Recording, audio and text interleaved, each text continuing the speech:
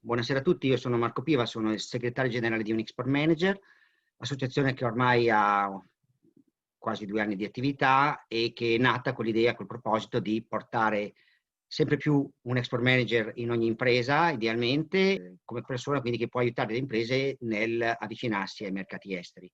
Lo facciamo rendendo palese alle imprese di quali che sono le caratteristiche dell'export manager, quali sono le sue competenze, le sue peculiarità, le sue difficoltà, quali sono gli ambiti in cui si muove, quindi problematiche di tipo linguistico, culturale, doganale, di contrattualistica, commerciale e quindi unire i puntini comprendendo che l'attività di export non è banale e che il professionista export è una persona che ha una serie di competenze che possono essere molto strategiche per le imprese. Stiamo anche lavorando e siamo quasi in fondo al percorso di normazione dell'attività di export manager, per cosa che non era stata fatta prima. Lo stiamo facendo attraverso UNI, che è l'ente di normazione, e lo stiamo facendo insieme ad altri stakeholders del settore, SACE, SIMIST, altre associazioni come IMIT, ma noi siamo l'ente che ha promosso questa attività che confidiamo si concluda all'inizio dell'anno prossimo. Ogni intervento che facciamo con questi digital talk, che ormai hanno cadenza settimanale dall'inizio di quest'anno, ogni intervento è focalizzato su argomenti di competenza degli export manager, quindi nei nostri ambiti. Alcune volte si parla di merceologia, alcune volte si parla di competenze particolari come il digitale, come la contrattualistica o i finanziamenti, o altre volte si parla di paese. L'intervento di oggi è un intervento focalizzato appunto su 2 paesi in cui abbiamo 2 expat, 2 persone del nostro team come associati Unexport Manager che ci parlano rispettivamente dalla Russia e dal Qatar. In questo caso in realtà Laura si è spostata su Zurigo, ma normalmente è presente in Qatar. Quindi oggi i nostri relatori sono tutti al femminile. Abbiamo Oksana Evdokimova, che è la Managing Director di Prospectus ed è in Russia, e poi abbiamo Laura Bertuccioli, che è attiva per il Qatar. Nel primo caso con Oksana andremo a vedere una guida all'export per il mercato russo, quindi come esportare e cosa bisogna sapere per andare su questo mercato, e nel caso di Laura andremo a vedere il Qatar come opportunità per le aziende italiane che vogliono esportare e come muoversi su questo mercato tra opportunità e criticità. Io direi che possiamo passare la parola a Oksana, a te per il tuo intervento. Grazie. Thank you so much, Marco. Buongiorno a tutti. Good evening, everybody. I speak English. It's just also the second time for me when I participate in these kind of activities. I'm very glad and happy, and thank you very much to Uniexportmanager for this opportunity. So I think that everybody will understand me, and if you have questions in Italian, please send them to me and I will respond to them in Italian as well. So I have been working with foreign companies for more than 15 years, and for this period, I have possessed some experience which I want to share with you. I'm afraid that I don't have enough time, but I will be I try to be running just in time like we discussed. So my subject today is Export Guide to Russia, or main issues the exporter should know. I would start with the general information, which I think that each export manager should take into consideration when then she or he start thinking of the export to any country, not even to Russia. But today I'm speaking of the Russian market, so I will give you some recommendation on the Russian market. Anyway, just then the export manager starts implementation, the target to enter the Russian market. He or she should know, should possess some information. First, the general overview of the target market, the brief overview of the competitors, pricing model simulation for your products. You should know the legislation, including the certificates. You should know the custom procedures, and then you should identify all the possible distribution channels and configure the business model. Probably you will ask me why just the manufacturer or exporter should know all these things, because as the distributor, you will find the distributor or importer in the country, and this company will be responsible for importing your products to the country. But I do recommend you to possess all this information, because you need to control your distributor, and you should to organize your activities in order to avoid or prevent all the risks. Topics which I'm going to cover in this presentation in particular, I will just draw your attention. I will let you know a little information about the customs procedures and duties. I think that a lot of all of you might be interested how the Russian customs work. Then I will just show you how the Russian company calculate the DDP landed costs, and I'm sure that you will require this information in order to understand your price level for your products at the market. Then I will clarify you some issues regarding the certification, because it's quite a difficult process in Russia, and I would give you some recommendations to prevent or to avoid the risks. First of all, then you will start thinking, or you start already the activities to enter the Russian market.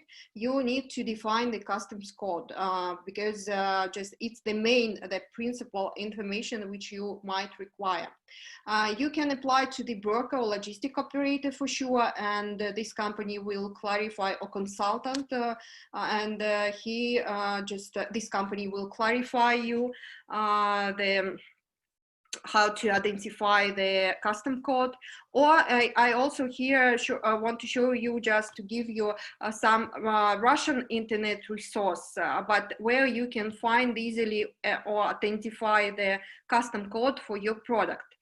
And unfortunately, this resource is in Russian, but I think that now a lot of Russian people work for Italian companies, so I think you can easily manage it. So on this resource, you can put here your product name, and you can see what is the custom code will be, or you can put here the custom code and understand if they just align this custom code align with your product. Then you also can put inside each custom code and see what can be the import duty, if there is the excise duty, and what will be VAT, and also what certificate could be required. But regarding the certificate, the information is a little bit complicated here, but the main information on the duties, VAT, and additional taxes, you can see additional duties, you can see here. Also, just after that, you will calculate the DDP landed costs. Here, I would like to show you some example for cosmetic products, for shampoos, which are imported to Russia. And here you can see that it's 6.5% custom duties. And I would like to draw your attention how the custom duty can calculate it. Custom duty is calculated upon the custom value, and custom value is not equal to the invoice value. It is invoice value and plus all the logistics costs to the Russian board. Please just pay attention to that and take into consideration. Then 6.2, it's freight, it's logistic trucks cost, let's say. Then you will pay to broker, and for insurance, if some cost, you can just put it here. Excise duty, no, and VAT is 20%. You probably, you just not probably, you should ask me why VAT is indicated is here. Yes, because it's quite logical that VAT is paid by the final customer, and it's not, it shouldn't be indicated here. And all the foreign companies, they ask this question. But the Russian distributors calculate the DDP cost, and they include let's say the major part of Russian companies, they include the VAT in the DDP cost, because VAT is paid immediately once the products come across the board. So at customs, VAT is paid at the customs. So pay attention to that. So you can calculate the DDP cost like ex-works plus all the customs duties and logistic costs. Or you can also but the Russian company will suggest also include VAT in the DDP price, because it's paid, we regard it like expenses because we paid immediately on the customs. Here I would like to show you some examples. For example, some codes, some custom duties for furniture. It's 12.5. It's no excise duty, and VAT. You can see that it's mainly it's 20%. It's standard rate in Russia. Then it could be 10% also for some food, for some vegetables, for example, biologically active additive. And there are all for alcohol, you can see that it will be excise duty, not only just the customs duty, but also excise duty. All this information you can identify on that resource or just in some official documents, Russian documents. Then the most important thing is also to clarify the type of the certificates which your products need to be imported to Russia, because I will explain you why it's important. Because first of all, you need the certificate to import your products to Russia, and also you need to identify the cost for it. And the most important thing, who will pay for this, just who will bear this cost. So we have in Russia some official documents, the list of products subject to mandatory certification, declaration, state registration of all these official documents. I think also available in English, and I'm not sure about the Italian language, but in English it should be. So you have some alternatives, let's say. Some products, they are due to not just the subject to the certification. So then you can get the refusal letter, and it's quite simple. It's the simplest way to just bring your products to Russia, get the refusal letter, and no cost actually. Then you just can apply for the declaration of conformity, or you can you might need the certificate of conformity or certificate of state registration. All these certificates, they you should invest in this process. And I will show you some example. And in some cases, you may require fire certificate. For example, we have the project for chimney, for building materials for chimney, and we have had to pass the fire certification. So I just want to show you one example. The Russian company imports the pneumatic tools to Russia, and there are two alternatives. Alternative number one is to get a certificate for one custom code, for example, for pneumatic tool, and it will be issued for 5 years. Then you need to get also protocols for each category, let's say, which is included in pneumatic tools. The cost will be but it depends on the number of protocols, but the cost will be around this amount. And you will also invest in one sample for each product category, and the sample is not returnable. Also, the just representative of the laboratory will come to your factory for the inspection control, and you will bear this cost also for these flight tickets, for the hotel, and etc. Every year, the inspection control should be done to prove your certificate. Then you need to you need to submit all the documentation in English for sure. Oh, sorry, it should be translated from Italian or English into Russian. And this kind of certificate can be passed to another company if, for example, another distributor will import your products to Russia further. The second alternative is the certificate will be issued for one lot, and now it's a practice during the COVID time. It's a practice because the representatives of the laboratories can't fly to another country. But then I want to pay your attention that all the products which you declared and specified in the contract, you need to just put these names of the products in your invoices, because it shouldn't be any differences. If it's you have the certificate for the contract, then the names in the invoices, product names in the invoices should be the same. Then it won't be any inspection control. The cost will be a little bit less. Anyway, the samples, you will submit the samples, and this certificate can be passed to another company, as you understand, because the contract holder is only one company. Some recommendations which I want to give you, then you need to check thoroughly the custom code and certification procedure, because it will influence upon your costs, your budget, your time and resources. Then you should choose accredited laboratory, because we had 1 year ago, we had just a mess in Russia. Then just some laboratories issued the certificates which were not valid, and the products were just held in customs, and it was a disaster actually. And better to choose the laboratory with the representative office located abroad. Then it's a very important point, then certificate holder, because the holder of the certificate will be the Russian entity.